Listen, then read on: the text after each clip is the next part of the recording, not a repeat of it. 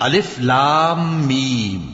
کیا لوگ یہ خیال کیے ہوئے ہیں کہ صرف یہ کہنے سے کہ ہم ایمان لے آئے چھوڑ دیے جائیں گے اور ان کی آزمائش نہیں کی جائے گی؟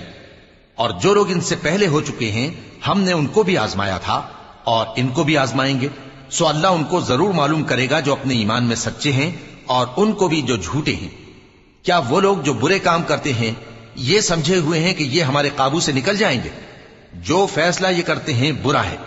جو شخص اللہ کی ملاقات کی امید رکھتا ہو تو اللہ کا مقرر کیا ہوا وقت ضرور آنے والا ہے، اور وہ سننے والا ہے، جاننے والا ہے۔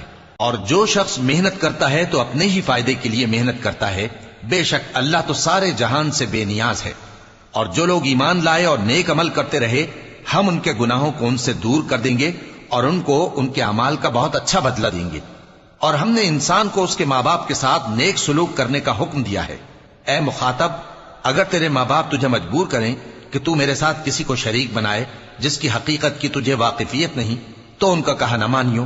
تم سب کو میری طرف لوٹ کر آنا ہے، پھر جو کچھ تم کرتے تھے میں تم کو جتا دوں گا۔